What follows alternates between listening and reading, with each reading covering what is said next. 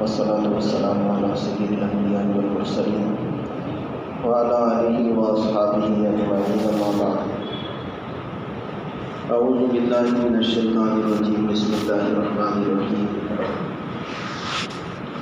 سبحان الذي أسرى بعبده ليلا من المسجد الحرام إلى المسجد الأقصى الذي باركنا حوله لنريه من آياتنا صدق اللہ العظیم۔ گزشتہ ہفتے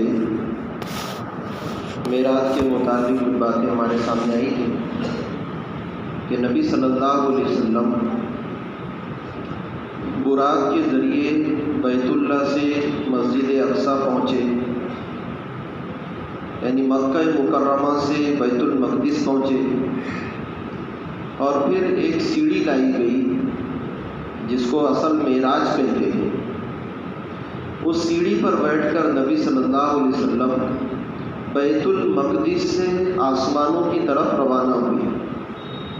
تو پہلے آسمان پر حضرت آدم علیہ نبینا علیہ السلام سے، دوسرے آسمان پر حضرت عیسیٰ اور حضرت یحییٰ علیہ نبینا علیہ السلام سے ملاقات ہوئی، تیسرے آسمان پر حضرت یوسف علیہ السلام، چوتھے آسمان پر حضرت ادریس علیہ السلام۔ گزشتہ ہفتے یہ بات بھی بتلائی گئی کہ بعض لوگوں کا یہ کہنا ہے کہ دو نبی آسمانوں میں زندہ ہیں اور دو زمین پر۔ حقیقت یہ ہے کہ صرف ایک ہی نبی آسمان میں، یعنی حضرت عیسیٰ علیہ نبینا علیہ السلام زندہ ہے، ان کو اٹھا لیا گیا۔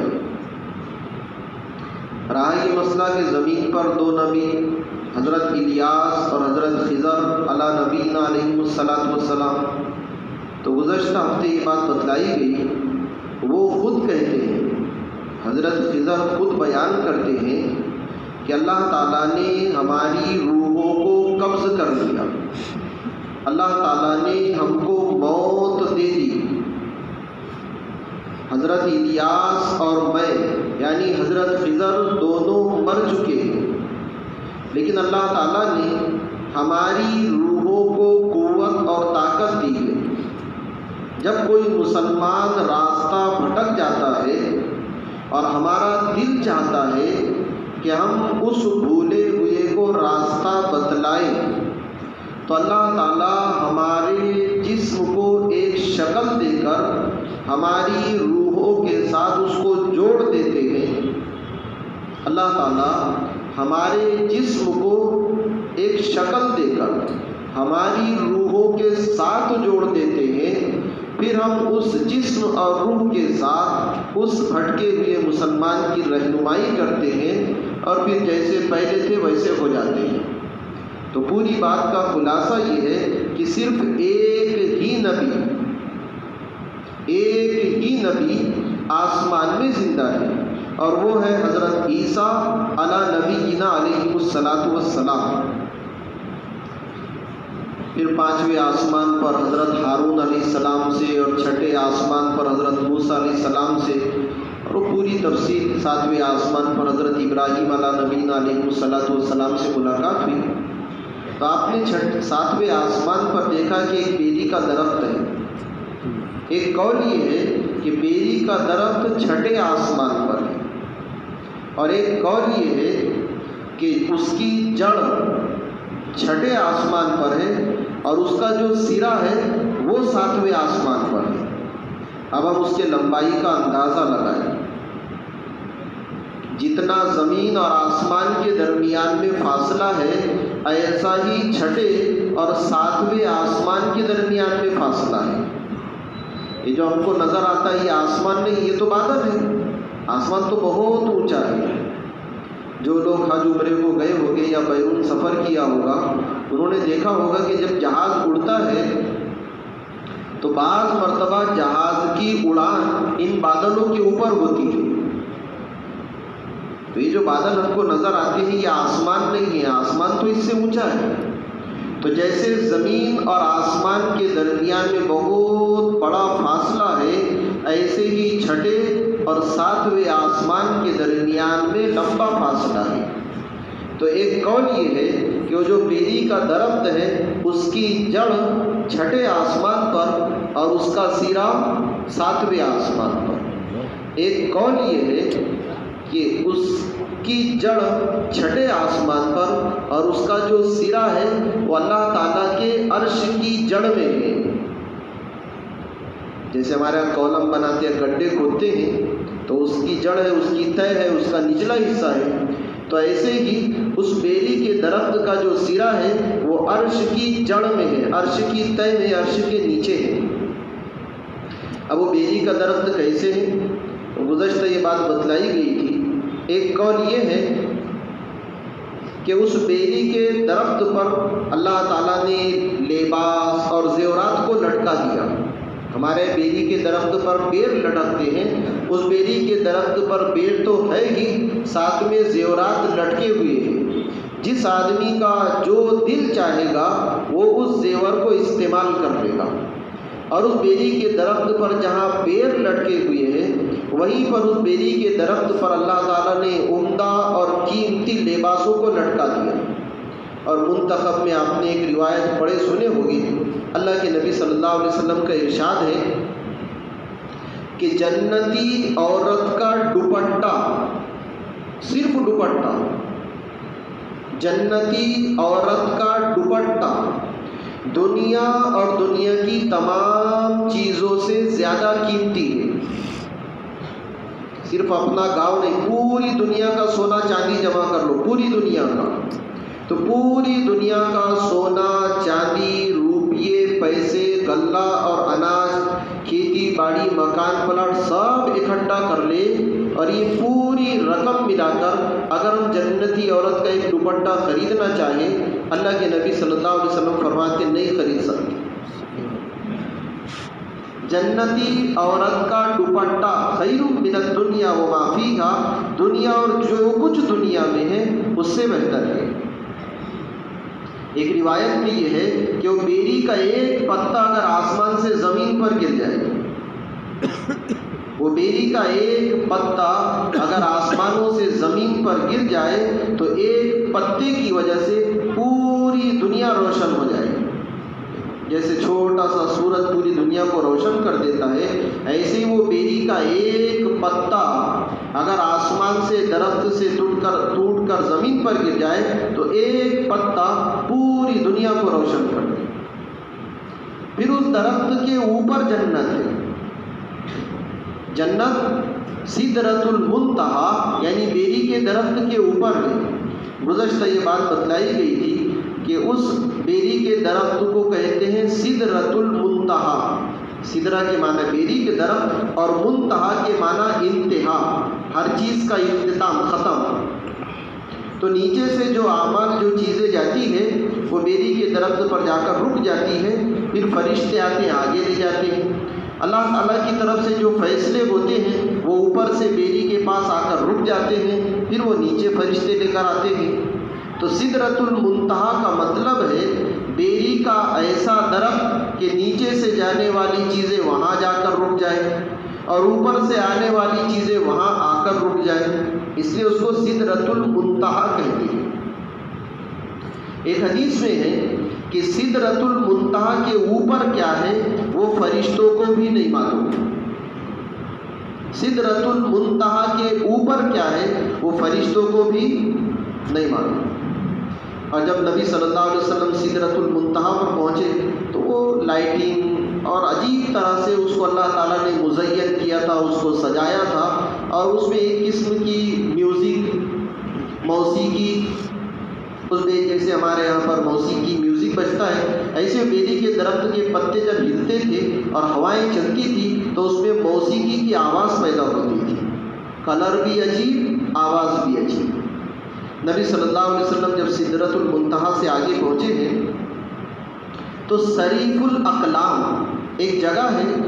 صریف الاقلام کا مطلب یہ ہے کہ فرشتے جب قلم سے، پین سے کسی چیز کو لکھتے ہیں تو ان کے لکھنے کی جو آواز ہے اس کو صریف الاقلام کہتے ہیں۔ نبی صلی اللہ علیہ وسلم پھر وہاں سے گزرے سدرۃ المنتہا کے اوپر۔ جب نبی صلی اللہ علیہ وسلم ایک مقام پر پہنچے تو وہ مقام کا نام ہے صریف الاقلام. اقلام قلم کی جمع ہے پین کی، یعنی وہ فرشتے لکھتے ہیں تو ان کی آواز پیدا ہوتی ہے، اس قلم کے آواز کے پیدا ہونے کو صریف الاقلام کہتے ہیں. اور اللہ تعالیٰ نے سب سے پہلی جو چیز پیدا کی وہ قلم. منتخب میں ایک روایت ہے کہ سب سے پہلے اللہ نے پین کو پیدا کیا اور پھر اس پین سے کہا اکتب، لکھ. تو اس پین نے، اس قلم نے پوچھا ماذا اکتب، میں کیا لکھوں؟ تو اللہ تعالیٰ نے اس قلم کو، اس پین کو حکم دیا کہ قیامت تک آنے والے تمام لوگوں کی مقدر اور قسمت لکھ لے. تو صریف الاقلام کا مطلب یہ ہے کہ فرشتے جب کسی چیز کو لکھتے ہیں تو وہ لکھنے کی جو آواز پیدا ہوتی ہے، آپ وہاں سے گزرے. وہاں سے گزرنے کے بعد پھر ایک مسند لایا گیا. جیسے ہمارے گھروں میں پہلے تخت ہوتے تھے، آج کل دیوان آ گئے، تو ایک مخملی تخت لایا گیا، ایک مخملی مسند لائی گئی. اللہ کے نبی صلی اللہ علیہ وسلم اس پر بیٹھے ہیں اور پھر تیسرا سفر شروع ہوا. مکہ مکرمہ سے بیت المقدس، یہ سفر براق سے طے ہوا. پھر بیت المقدس سے 7 آسمانوں کا سفر سیڑھی کے ذریعے سے طے ہوا، اور پھر سدرۃ المنتہا صریف الاقلام کے بعد میں ایک مخملی مسند لائی گئی. مخملی مسند لائی گئی. نبی صلی اللہ علیہ وسلم اس پر جلوہ افروز ہوئے اور پھر اگلا سفر آپ کا طے ہوا. جب وہ مسند لائی گئی تو جبریل علیہ السلام نے نبی صلی اللہ علیہ وسلم سے کہا، اے اللہ کے نبی صلی اللہ علیہ وسلم، اب اس کے آگے آپ جائیے، اب یہاں ہماری حد ختم ہو گئی، اس کے آگے میں آپ کے ساتھ سفر نہیں کر سکتا. اور منتخب میں آپ نے ایک روایت پڑھے سنے ہوں گے، نبی صلی اللہ علیہ وسلم جبریل امین سے پوچھ رہے، اے جبریل ہل رأیت ربک، کیا آپ نے اپنے رب کو دیکھا؟ نبی صلی اللہ علیہ وسلم جبرائیل امین سے پوچھ رہے، ہل رأیت ربک، کیا آپ نے اپنے رب کو دیکھا؟ اتنا سوال کیا. حدیث کے الفاظ ہیں فانتفض جبرائیل. تو یہ سننے کے بعد جبریل علیہ السلام کانپ اٹھے اور یہ کہا، ان بینی و بین اللہ حجابا من نور، کہ میرے اور اللہ تعالیٰ کے درمیان میں نور کے پردے ہیں. اور ایک روایت ہے 70 حجابا من نور. جبریل علیہ السلام کہہ رہے کہ میرے اور میرے رب کے درمیان نور کے 70 پردے ہیں. لو دنوت من بعضها، ان 70 پردوں میں سے اگر میں کسی ایک کے قریب بھی جاؤں، ان 70 پردوں میں سے اگر میں کسی ایک کے قریب بھی جاؤں، لَاحْتَرَقْتُ، تو میں جل جاؤں گا. اب آپ ہمارے نبی صلی اللہ علیہ وسلم کے مقام کا، آپ کے مرتبے کا، آپ کے علو شان کا اندازہ لگائے کہ جبریل علیہ السلام تھک گئے، اب اس کے آگے میں نہیں جا سکتا. اگر اس کے آگے تھوڑا بھی گیا، لَاحْتَرَقْتُ، تو جل کر راکھ ہو جاؤں گا. پھر اللہ کے نبی صلی اللہ علیہ وسلم وہاں سے گئے ہیں. پھر آپ نے جنت اور جہنم کا دیدار کیا. ایک روایت میں یہ ہے کہ نبی صلی اللہ علیہ وسلم نے بعض لوگوں کو دیکھا کہ بہت بڑا پہاڑ ہے اور وہ پہاڑ ان کے سروں پر آتا ہے اور ان کو کچل ڈالتا ہے، ان کو روندتا ہے. جیسے ہم کسی چیز کو پسلتے ہیں، کچلتے ہیں، کوٹتے ہیں، تو ایسے بہت بڑا پہاڑ ہے اور بعض لوگوں کے سر پر آ کر ان کو کچل ڈالتا ہے، ان کو روندتا ہے، ان کو مسل دیتا ہے. نبی صلی اللہ علیہ وسلم نے جبرائیل امین سے پوچھا، جبرائیل یہ کون لوگ ہیں؟ تو جبریل علیہ السلام نے کہا، اے اللہ کے نبی صلی اللہ علیہ وسلم، یہ آپ کی امت کے وہ لوگ ہیں جو اپنے آپ کو بڑا سمجھتے تھے، حالانکہ ایسا کوئی گناہ نہیں ہو، اور یہ عام بیماری ہے.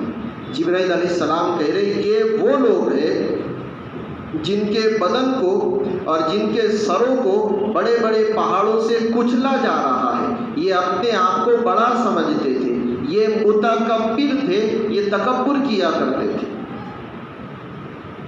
آپ نے سنا ہوگا مولانا یوسف صاحب رحمۃ اللہ علیہ کا ایک جملہ. مولانا یوسف صاحب رحمۃ اللہ علیہ کہتے تھے کہ چیزوں اور شکلوں کا انکار کرنا بہت آسان، کہ چیزوں اور شکلوں سے کچھ نہیں ہوتا. حکومت اور سلطنت سے ہونے کا انکار کرنا یہ بھی آسان، کہ حکومت اور سلطنت سے کچھ نہیں ہوتا، یہ بھی آسان. اسلحے اور ہتھیار سے ہونے کا انکار کرنا کہ ہتھیاروں سے کچھ نہیں ہوتا، یہ بھی آسان ہے. لیکن اپنی ذات کا انکار کرنا بہت مشکل ہے کہ میرے سے کچھ نہیں ہوتا، چیزوں سے کچھ نہیں ہوتا، اس کا انکار کرنا آسان.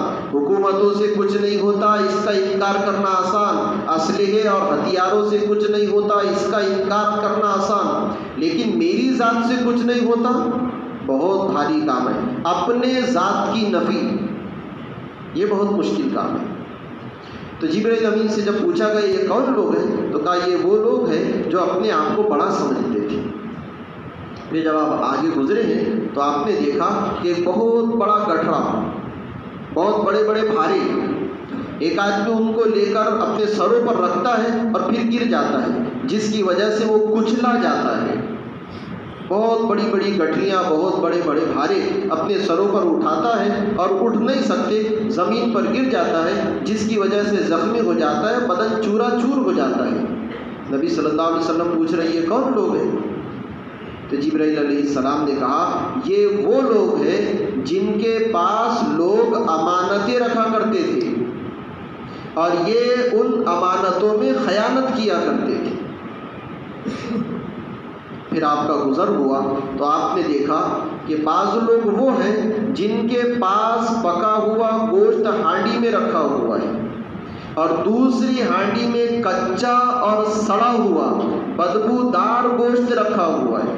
دو طرح کے گوشت ہیں، ایک تو پکا ہوا عمدہ قسم کا ہانڈی میں گوشت رکھا ہوا ہے، دوسرے کچا بدبودار سڑا ہوا ایک برتن میں گوشت رکھا ہوا ہے. تو یہ لوگ عمدہ اور پکے ہوئے گوشت کو چھوڑ کر اس سڑے ہوئے بدبودار اور کچے گوشت کو کھا رہے ہیں. نبی صلی اللہ علیہ وسلم نے پوچھا جبرائیل یہ کون لوگ ہیں کہ اچھا گوشت چھوڑ کر سڑا ہوا گوشت کھا رہے ہیں، عمدہ خوشبو والا گوشت چھوڑ کر بدبودار گوشت کھا رہے ہیں، پکا ہوا گوشت چھوڑ کر کچا گوشت کھا رہے ہیں؟ جبرائیل علیہ السلام نے کہا یہ وہ مرد ہے، یہ وہ مرد ہے کہ جن کے پاس عورتیں تھیں، حلال طریقہ تھا خواہشات کو پورا کرنے کا، پھر رات کہیں اور گزارتے تھے. اور یہ وہ عورتیں ہیں کہ جن کے پاس ان کا حلال شوہر تھا، پھر ناجائز طریقے سے اپنی خواہشات پوری کیا کرتے تھے. اور بھی اس طریقے سے بہت ساری چیزوں کو نبی صلی اللہ علیہ وسلم نے دیکھا کہ ایک آدمی کی فرشتہ ایک آدمی کے پیشانی پر ماتھے پر پتھر مارتا ہے اور اتنی زور سے مارتا ہے کہ وہ آدمی بہت دور جا کر گرتا ہے. پھر وہ اٹھتا ہے، اس کا بدن صحیح سالم ہوتا ہے، پھر فرشتہ وہ پتھر لے کر اس کے ماتھے پر مارتا ہے، پھر لڑکتا ہوا دور جاتا ہے. تو نبی صلی اللہ علیہ وسلم پوچھ رہے جبرائیل یہ کون لوگ ہیں؟ تو کہا یہ آپ کی امت کے بے نمازی ہیں. پھر وہاں سے جنت کا دیدار ہوا، جنت میں بہت ساری چیزوں کو دیکھا، پھر اللہ تعالیٰ کے سامنے پہنچے. تو قرآن کہتا ہے ثم دنا فتدلا کہ آپ اللہ تعالیٰ کے قریب ہو گئے. فکان قاب قوسین او ادنا، وہ جو کمان ہوتے ہیں کمان، تو کمانوں کے دونوں سرے جتنے دور اتنے اللہ کے نبی صلی اللہ علیہ وسلم اور اللہ تعالیٰ کے ساتھ، او ادنا بلکہ اس سے زیادہ قریب. نبی صلی اللہ علیہ وسلم خود کہتے ہیں رأیت النور العظم، کہ جب مجھے اللہ تعالیٰ کے قریب لے کر گئے تو میں نے نور اعظم کو دیکھا ہے. اب اللہ تعالیٰ کی ذات کیسی ہے اس کو بیان نہیں کیا جا سکتا اور سوچنا بھی نہیں کہ کیسی ہے.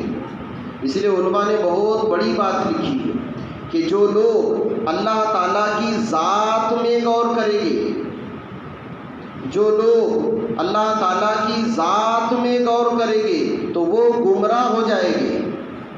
جو لوگ اللہ تعالیٰ کی صفات میں غور کریں گے تو وہ کامیاب ہو جائیں گے. تو اللہ تعالیٰ کی ذات میں غور نہیں کرنا، اللہ کیسے ہوگے، کیسے چلتے بیٹھتے پھرتے ہوگے، نہیں. اللہ کی ذات میں غور کرنے کے ہم لوگ مکلف نہیں ہیں، اس کی صفات میں غور کرے گا کہ پوری کائنات کو کیسے بنایا، کیسے کھلاتے ہیں پوری کائنات کو، سورج کو کیسے نکالتے ہیں، بارش کو کیسے برساتے ہیں۔ تو جو لوگ اللہ تعالیٰ کی صفات میں، اللہ تعالیٰ کی قدرت میں، اللہ تعالیٰ کے کمالات میں غور و فکر کرتے ہیں، ان کا ایمان بڑھتا ہے۔ اور جو لوگ اللہ تعالیٰ کی ذات میں غور کرتے ہیں وہ تو گمراہ ہو جاتے ہیں۔ پھر نبی صلی اللہ علیہ وسلم جب پہنچے ہیں تو آپ نے وہ تسبیح پڑھی ہے جس کو ہم لوگ التحیات اور تشہد کا نام دیتے ہیں۔ نبی صلی اللہ علیہ وسلم جب باری تعالیٰ کے قریب پہنچے، کیسے پہنچے وہ تو اللہ تعالیٰ جانتے ہیں اور نبی صلی اللہ علیہ وسلم جانتے ہیں، اس کے آگے سمجھنے کی کوشش بھی نہیں کرنا۔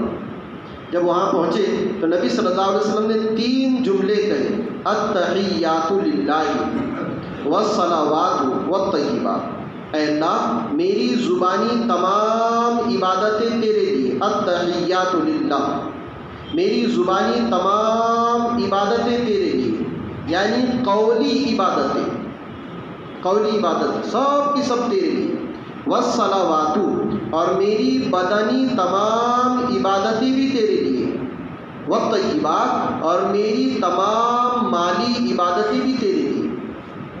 زبانی عبادتیں، قولی عبادتیں، جانی عبادتیں اور مالی عبادتیں سب کے سب تیرے لیے۔ اب وہ تو چونکہ راز و نیاز کی سب باتیں تھیں، وہاں معراج ہے ہی اللہ کے نبی صلی اللہ علیہ وسلم کے لیے بہت بڑا کیا۔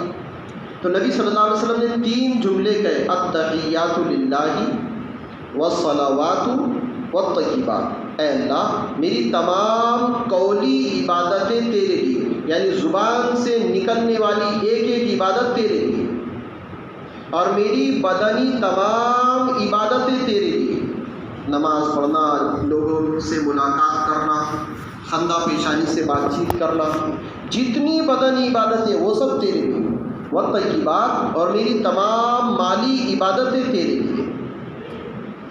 جب اللہ کے نبی صلی اللہ علیہ وسلم نے یہ جملے کہے ہیں تو پھر اللہ تعالیٰ کی طرف سے اب حکم ہوا، کیا؟ السلام علیکہ، السلام علیکہ ایھا النبی۔ تو ابھی آپ ایھا النبی کو ہٹا دو، السلام علیک 1، ورحمۃ اللہ 2، اور وبرکاتہ۔ اللہ کے نبی صلی اللہ علیہ وسلم نے 3 چیزیں بیان کی، میری زبانی عبادتیں، میری بدنی عبادتیں، میری مالی عبادتیں، تینوں کی تینوں آپ کے لیے۔ تو اللہ تعالیٰ فرما رہے السلام علیکہ ایھا النبی ورحمۃ اللہ وبرکاتہ۔ اے نبی صلی اللہ علیہ وسلم آپ پر سلامتی ہو، آپ پر رحمتیں ہو اور آپ پر برکتیں ہو۔ 3 چیزوں کے جواب میں 3 چیزیں، السلام علیکہ ایھا النبی ورحمۃ اللہ وبرکاتہ۔ اے نبی صلی اللہ علیہ وسلم آپ پر سلامتی ہو، آپ پر رحمتوں کا نزول ہو اور آپ پر برکتوں کا نزول ہو۔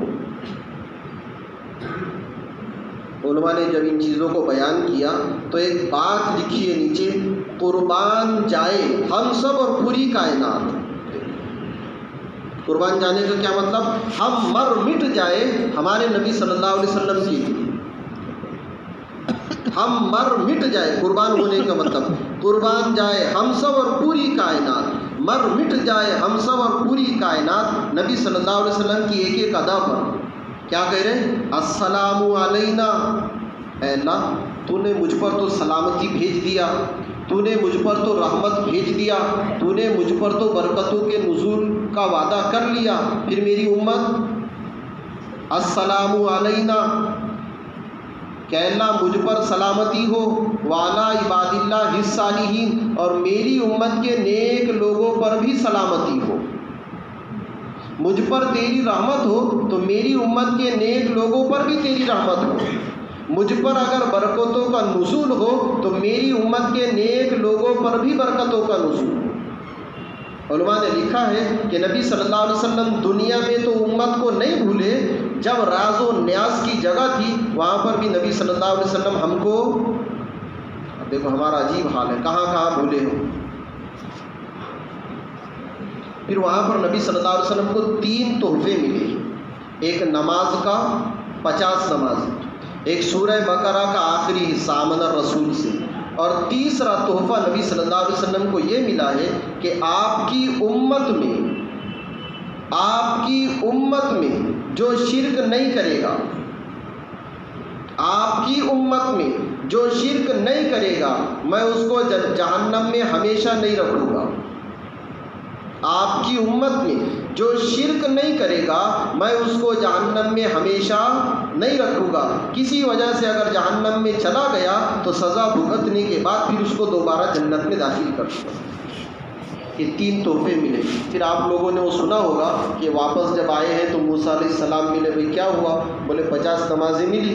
ارے واپس جاؤ، تمہاری امت 50 تھوڑی پڑے گی، میری امت تو 2 ہی نہیں پڑھ رہی۔ نبی صلی اللہ علیہ وسلم واپس گئے، پھر 5 کم ہوئے 45۔ موسیٰ علیہ السلام نے واپس بھیجا 45 بھی نہیں پڑے گی، پھر 5 کم ہوئے 40، 35، 30، 25، 20، 15، 10، آخری پر 5۔ موسیٰ علیہ السلام کہنے لگے اے اللہ کے نبی صلی اللہ علیہ وسلم، آپ کی امت 5 نمازیں بھی۔ نبی صلی اللہ علیہ وسلم کہنے لگے موسیٰ اب تو مجھے شرم آتی ہے بار بار جاتی، اب شرم آتی۔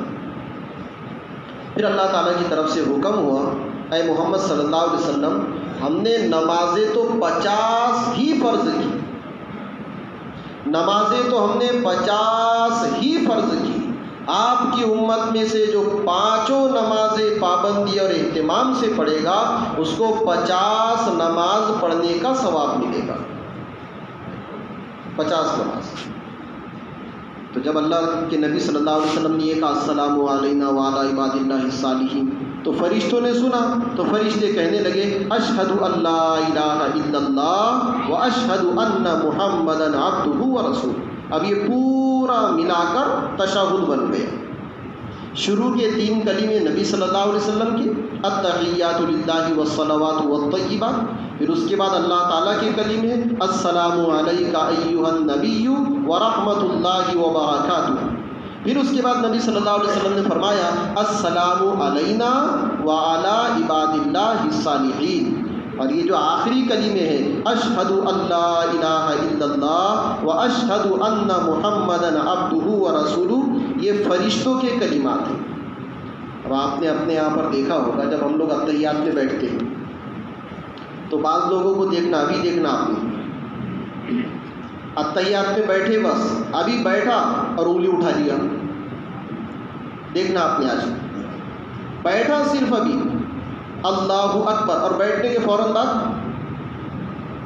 اب یہ انگلی کا اٹھانا ذرا دھیان سے سنیں۔ علماء نے لکھا ہے کہ جب آدمی کہے گا اشہد، تو اشہد پر انگلی نہیں اٹھانا، اشہد اللہ پر انگلی اٹھائیں اور الا اللہ پر رکھنا ہے۔ لیکن بعض لوگوں کو آپ نے دیکھنا اتحیات میں بیٹھا کہ انگلی اٹھی، آپ سوچ رہے ہیں آپ تو منع کرتے نماز میں ادھر ادھر دیکھنے سے۔ منع کرنا الگ بات ہے، منع کرنے سے لوگ منع ہو جاتے ہیں، ایسا تو نہیں منع کرے اور دیکھنا بند ہو گیا۔ اور پھر ہماری نگاہیں سجدے کی جگہ رہ کر بھی بہت ساری چیزوں کو دیکھ لیتی، ہم آنکھیں ہماری گود میں ہوتی ہے اور ہم بہت ساری چیزوں کو دیکھ لیتے ہیں، سب صاحب کرامت لوگ ہیں۔ تو جیسے ہی اتحیات میں بیٹھے، بعض لوگوں کو آپ نے دیکھا ہوگا بیٹھے انگلی اٹھا دی، حالانکہ اس نے اتحیات بھی ابھی شروع نہیں کیا۔ تو انگلی کب اٹھانا؟ اشہد، اشہد پر انگلی نہیں اٹھانا، اللہ پر انگلی اٹھانا اور الا اللہ پر رکھنا ہے۔ اشہد اللہ الہ الا اللہ۔ اور بعض لوگوں کو آپ نے دیکھنا بہت زیادہ انگلی اٹھا دیتے ہو، بہت زیادہ مقدار میں نہیں، اور وہ بعض لوگ کھیلتے رہتے بیچارے۔ آپ آکولے میں جائیں گے، بمبئی میں، حیدرآباد میں جائیں گے، آپ بڑے بڑے شہروں میں اشہد اللہ الہ الا اللہ۔ تو جن کو اتحیات یاد ہے تو بہت اچھی بات ہے، جن کو یاد نہیں یاد کرے، کیونکہ اتحیات اگر یاد نہ ہو تو نماز ناقص رہے گی، ادھوری رہے گی۔ آپ سوچ رہے ہیں سجدے 100 کرنے سے کام چلے گا؟ سجدے 100 نہیں، اگر 100 سجدے کر لیے تو بھی نماز نہیں ہوگی، کیونکہ سجدے 100 کے بعد بھی تو اتحیات پڑھنا پڑے گا۔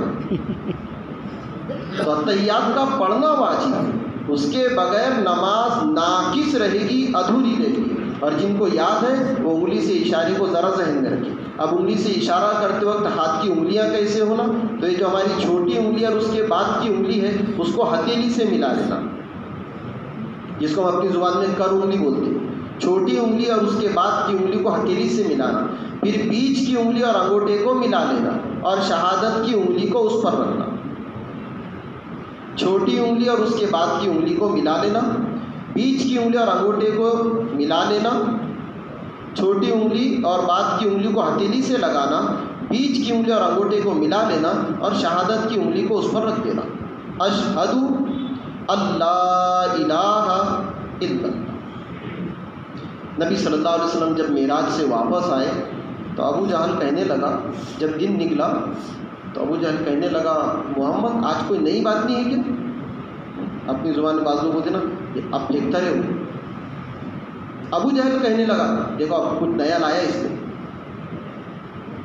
تو نبی صلی اللہ علیہ وسلم کہنے لگے کہ ہاں ہوا یہ کہ راتوں رات مجھے 7 آسمانوں پر لے گئے، راتوں رات میں مسجد اقصیٰ پہنچا، میں نے فرشتوں اور نبیوں کی امامت کیا، پھر جنت اور جہنم کا دیدار اور اللہ تعالیٰ سے بات چیت. ابو جہل کہنے لگا یہ سب باتیں تم سب ساتھیوں کے سامنے کہو گے؟ انہوں نے کہا.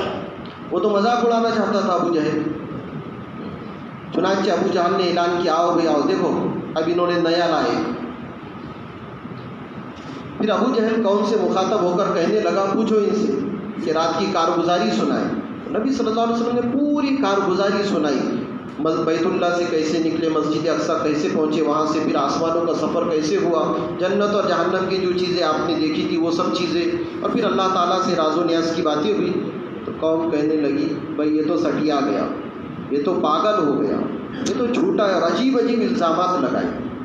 بعض لوگوں نے کہا کہ اگر آپ بیت المقدس گئے، کیونکہ ان میں سے کچھ لوگ بیت المقدس جا کر آئے تھے، اگر آپ بیت المقدس گئے تو یہ بتاؤ کہ بیت المقدس کا نقشہ کیسا ہے.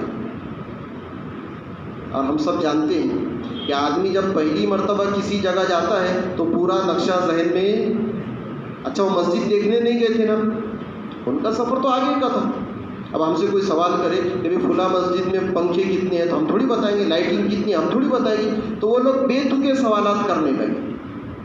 ایک روایت میں یہ ہے کہ اللہ تعالیٰ نے درمیان کے تمام پردوں کو ہٹا دیا اور مسجد اقصیٰ آپ کے سامنے آ کر کھڑی ہو گئی. وہ لوگ سوالات کرتے، اللہ کے نبی صلی اللہ علیہ وسلم جوابات دیتے. پھر وہ کہنے لگے اچھا آپ لوگ بیت المقدس کون سے راستے سے گئے تھے؟ نبی صلی اللہ علیہ وسلم نے کہا فلاں راستے سے. تو فلاں راستے سے تم کو ہمارا قافلہ ملا؟ نبی صلی اللہ علیہ وسلم نے کہا کہ ہاں وہ قافلہ ملا، اور جب میری ملاقات ہوئی اس وقت وہ لوگ وہاں پر تھے، اور بدھ کے دن صبح میں اتنے بجے یہ لوگ پہنچنے والے ہیں.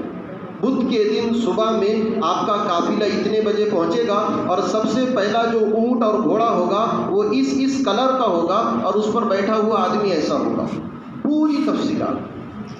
چنانچہ جب بدھ کا دن آیا تو وہ لوگ تو کھڑے ہو گئے سب دیکھتے ہوئے کہ اب حال معلوم کرے، محمد کی سچائی اور جھوٹائی، جھوٹا ہونے میں تمیز اور فرق کرے، محمد سچا ہے جھوٹا. جیسی نبی صلی اللہ علیہ وسلم نے خبر دی تھی ویسا ہی ہوا. بدھ کے دن وہ قافلہ آیا، اور پہلا اونٹ اور گھوڑا جو کلر کا نبی صلی اللہ علیہ وسلم نے بتلایا تھا ویسا ہی تھا. اس کے اوپر جو کجاوا ہوتا ہے، آپ نے دیکھا ہوگا وہ لوگ چارپائی وغیرہ ڈالتے ہیں، وہ کجاوا ہوتا ہے، کون بیٹھا ہوا تھا، کجاوے میں کیا کیا تھا، پوری تفصیلات بتائی. اللہ تعالیٰ ہم تمام کو صحیح سمجھ نصیب فرمائے. یہ مہینہ تو شعبان کا ہے، آئندہ ہفتے انشاءاللہ تفصیلی بات ہوگی. شعبان کے مہینے کا سب سے بڑا عمل روزہ. شعبان کے مہینے کا سب سے بڑا عمل روزہ. کتنے رکھنا؟ تو ایک قول یہ کہ پورے مہینے کے رکھو، ایک قول یہ کہ شروع کے آدھے دن کے رکھو، ایک قول یہ کہ جتنی طاقت ہے اتنے رکھو. اس کو انشاءاللہ آئندہ ہفتے بتلایا جائے گا. بھائی دوسری بات یہ ہے کہ چونکہ گرمی کا موسم ہے، ہر سال ہمارے الحمدللہ پانی وغیرہ کا انتظام کرتے ہیں. سب سے پہلی بات تو یہ کہ ہر دکان والا یہ سوچے کہ میں خود اپنے پانی کا انتظام خود کروں. کسی کو برا لگے تو اس کا کوئی علاج بھی نہیں ہے. اور بعض لوگ کیا کہتے ہیں، ان کو پوچھو کیوں تم کو برا لگا؟ کہ نہیں اپنے کو برا نہیں لگتا. کیوں پیتا نہیں ہے کہ تیرے کو برا لگنے کی بات ہے تو لگنا چاہیے. بعض لوگ نہیں ہم کو برا نہیں لگتا، یہ غلط بات ہے. اگر برا لگنے کی بات ہے تو ضرور لگنا چاہیے. ہم لوگ مسجد کے برتن لے جاتے اپنے گھروں میں، شادی بیاہ تقریبات کے موقع پر تو مسجد میں پیسے دیتی ہے.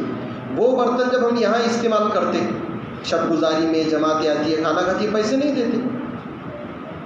ایسی مسجد کی ٹانکیاں لے جاتے ہیں لوگ, تو مسجد میں لوگ پانی استعمال کرتے, پیسے نہیں دیتے. لیکن یہ پانی جب ہم اپنے گھروں پر لے جائیں, اپنی دکانوں میں لے جائیں اور باہر کہیں لے جائیں تو پھر پیسے دینا چاہیے. ہم لوگ مسجدوں کی چٹائیاں یہاں استعمال کرتے ہیں, کوئی پیسہ نہیں, لیکن یہی چٹائیاں جب ہم اپنے گھروں میں لے جاتے ہیں تو پیسے دیتے نہیں دیتے, پیسے دیتے ہیں.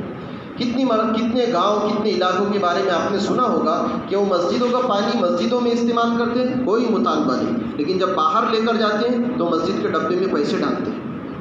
بھائیو بزرگوں دوستوں, دکان پر جائے ایک بسلری 20 روپے کی, اور ہم کتنا پانی ضائع کرتے ہیں, خصوصاً دکاندار لوگ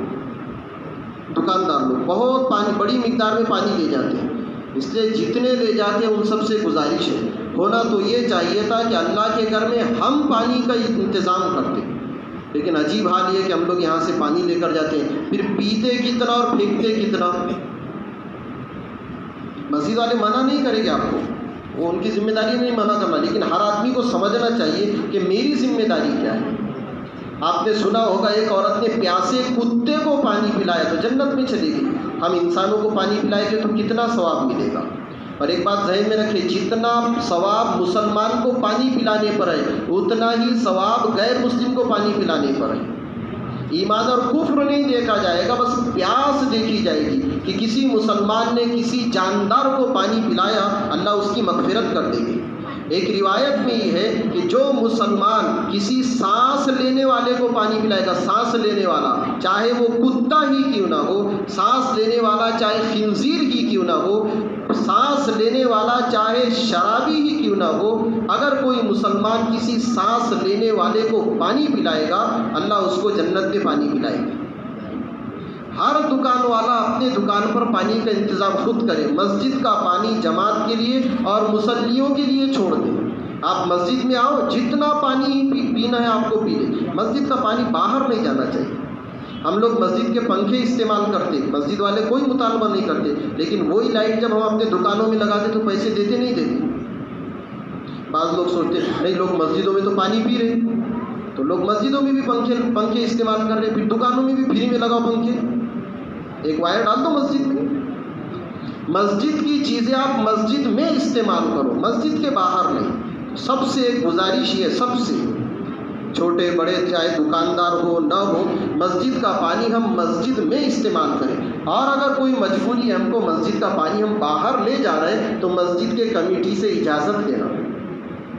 نمبر 2, اجازت لینے کے بعد پیسہ وہ مسجد کے پیٹھی میں ڈالیں. ہم سب جانتے ہیں کہ وہ کنویں سے پانی آتا ہے, لائٹ جلتی ہے, الیکٹرک کا استعمال ہوتا ہے. یہ ہم سب کی ذمہ داری ہے کہ مسجد کے ایک ایک چیز پر ایک ایک مسلمان کی ذمہ داری ہے. مسجد کی کمیٹی, متولی, مؤذن, امام ان کے ذمے نہیں ہے, ہر ایک کے ذمے ہے کہ اللہ کے گھر کا خیال رکھیں. ہم اللہ کے گھر کا خیال رکھیں گے, اللہ تعالیٰ ہمارے گھروں کا خیال کریں گے سب. تو پانی کا خوب استعمال.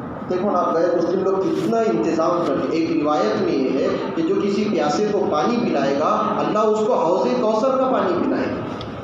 اگر ہم یہ چاہتے ہیں کہ ہم کو جنت میں پانی ملے, اللہ تعالیٰ اپنے ہاتھوں سے پانی پلائے, حوض کوثر کا پانی ہم کو ملے, تو آسان صورت ہے کہ پیاسوں کے لیے پانی کا انتظام کرو. اللہ تعالیٰ ہمیں توفیق عطا فرمائے.